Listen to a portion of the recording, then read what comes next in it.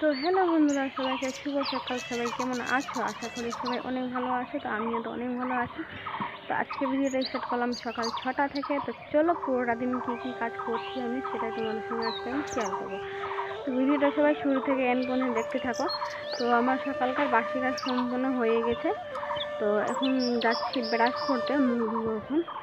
আর কি বলে, মেয়ের বাবা চলে গেছে কাজে, আর মেয়ে যাবে এখন 8টার দিকে স্কুল আছে। তো আজকে ওর পরীক্ষা আছে, তো এখনও ঘুমিয়ে আছে, ও ঘুমিয়ে এখনও উঠিনি। তো আমি মুখ টুক ধুয়ে নিই, তখন ওকে উঠাবো, উঠে ও মুখ টুক ধুবে আর খাওয়া দাওয়া করবে। কেন 8টার সময় স্কুলে ডেকেছে, 8টার সময় পরীক্ষাতে বসে যাবে, তার আগে ওকে স্কুলে রেখে আসতে হবে যে। তো চলো আমি পুরোটা দিনে কী কী কাজ করছি, কী কী করছি সেটা তোমাদের সঙ্গে আজকে আমি শেয়ার করবো। তো ভিডিওটা কেউ কাট করবে না, শুরু থেকে এন্ড পর্যন্ত দেখতে থাকো। আর যারা নতুন বন্ধু হয়ে আছে প্লিজ চ্যানেলটা সাবস্ক্রাইব করে দিও, আর ভিডিওটি ভালো লেগে থাকলে লাইক করে দিও। চলো বেশি বকবক না করে আমি ব্রাশটা করে নিই, ব্রাশ করে তখন তোমাদের সঙ্গে আসি। কলগেট ব্রাশ দুটাই নিয়ে নিয়েছি, আর তেল পাড়ে এসে বসে গেছি। হয়ে গেল আমারই ব্রাশ করবো আমি।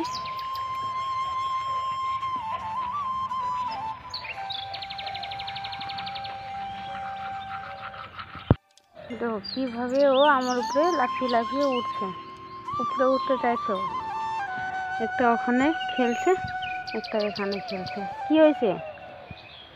হ্যাঁ, সকালবেলা জন্য এত বদমাশি কিসের জন্য? তলু, সকাল সকাল এত বদমাশি কিসের জন্য? একটা ওখানে আছে, আই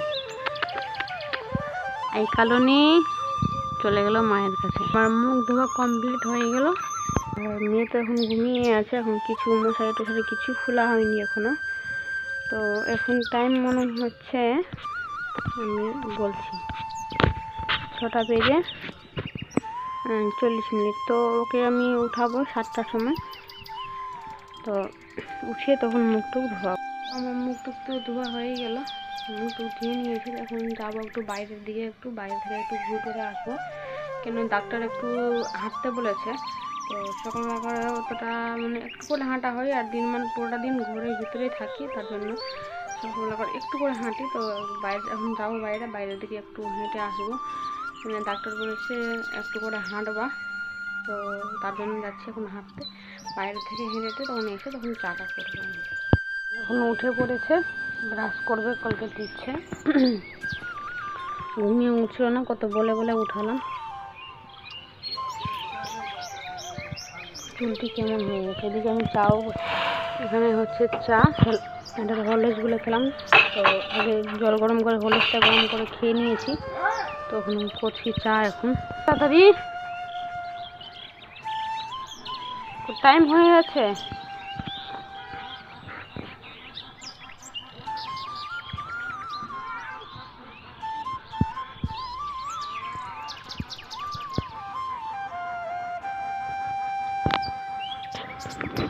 আমার চা হয়ে গেল। আর একটু চাল ভেজেছি, চাল ভাজা করলাম এখন। আর তো এখন মুখ ধোয়াইনি, এখন ওখানে ব্রাশ করছে বসে বসে। খাচ্ছে ছাতু, চাটা খাওয়া হয়ে গেছে, দিয়ে ছাতু খাচ্ছে এখন।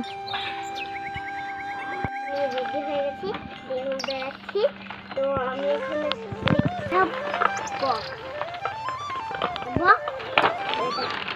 চললো, বেরিয়ে গেছে, খাওয়া দাওয়া সব কিছু হয়ে গেছে। ক্যাডবেরি, এটা আমার তরফ থেকে, এখান থেকে দিলাম, আর বেশি নাই।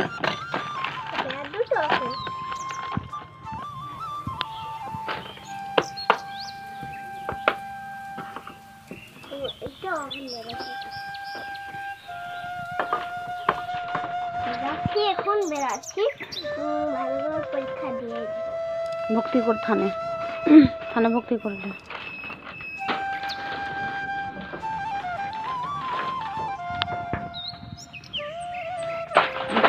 এটা পড়ে গেল।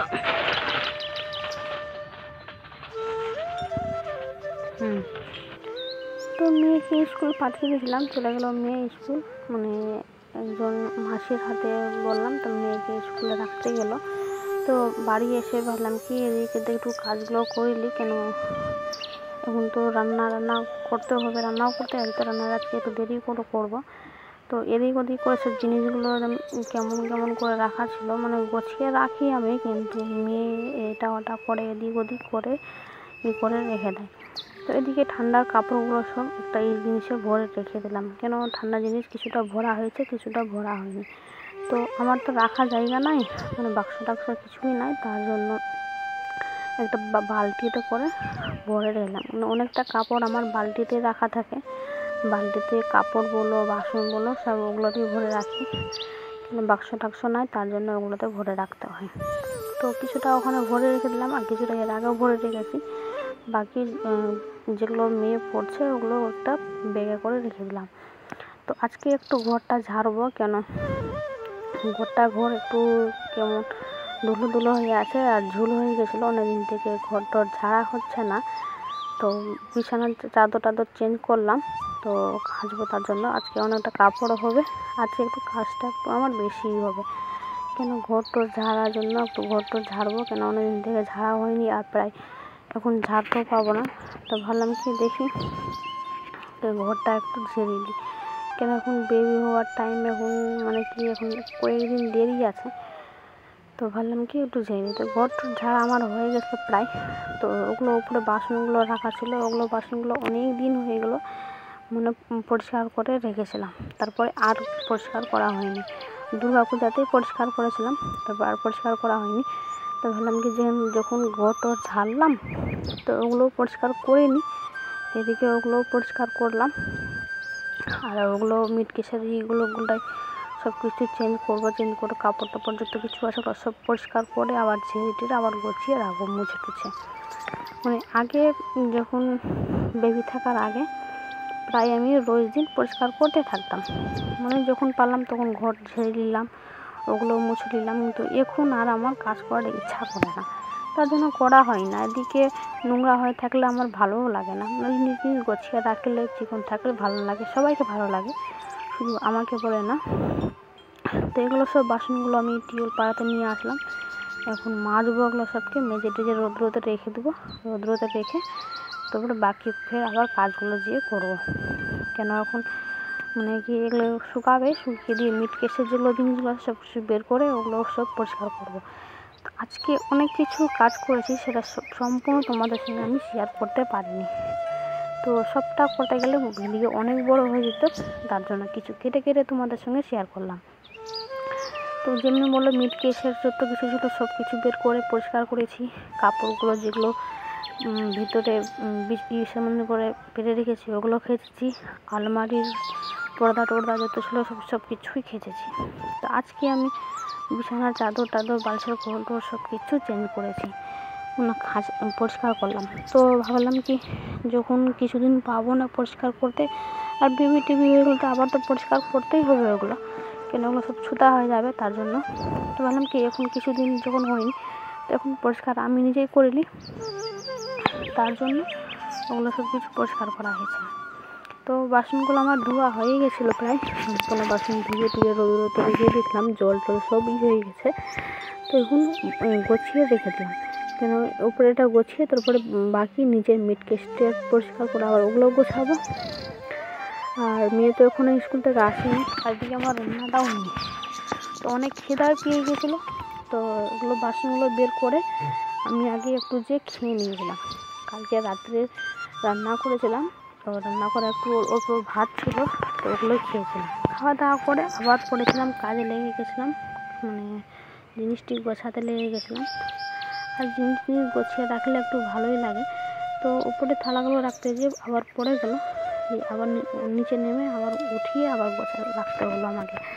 আর আমার তো মানে একটাই ঘর, টিনের ঘর, একটাই ঘর কিনা, তার জন্য আমার সব কিছু অতটা সম্পূর্ণ জিনিস গুছিয়ে রাখা হয় না, মানে ঠাকুর ঘর বলো, রান্নাঘর বলো, খাওয়া দাওয়া ঘর বলো, শোয়ার ঘর বলো, সব একটাই ঘরে আমার মানে অনেক কারোর দেখি টিনের ঘর থাকলেও রান্নাঘর আলাদা থাকে এক্সট্রা, পূজা ঠাকুর ঘর এক্সট্রা থাকে, তারপরে ঘুমাবার ঘর আলাদা থাকে। তো আমার তো না, আমার তো একটাই ঘর, তো একটা ঘরে সব কিছু করতে হচ্ছে আমাকে।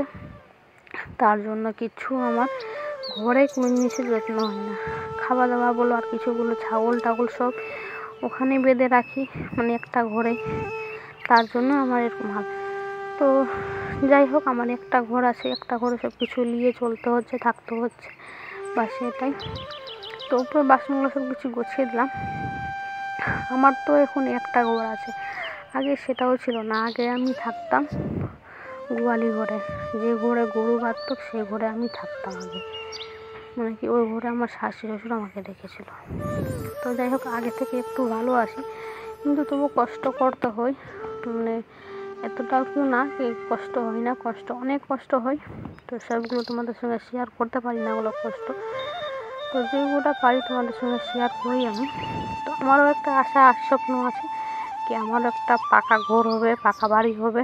তো আমিও নিজের মনের ইচ্ছার মতন একটা সংসারটাকে গুছিয়ে নিয়ে থাকবো, বাড়ি ঘর ই করা। অনেক কারো ভিডিও আমি দেখি, অনেক দিদি ভাই দাদা ভাই দিদি ভাইয়ের বেশি ভিডিওগুলো দেখি আমি, কত সুন্দর বাড়ি ঘর আছে, কত সুন্দর করে সাজিয়ে কুজিয়ে রাখছে। তো আমারও ইচ্ছা হয় কি আমার এরকম বাড়ি হতো, তো আমার কত সুন্দর লাগতো, গুছিয়ে রাখতে পারতাম আমিও। তো দেখা যাক ভগবান কবে দিচ্ছে। তো এদিকে চান টান করে টোরে আমি বাকি সমস্ত কাজ করে, তখন মেয়ে তো স্কুল থেকে এসে ও চান করে নিয়েছিলো, চান করে পূজা টুজা ও করলো, এদিকে আমি রান্নাতে বসে গেছিলাম। তো এখন প্রায় 12টা বেজে গেছে, রান্না হয়ে খিদাও অনেক পেয়েছে, মেয়েরও খিদা অনেক পেয়েছে।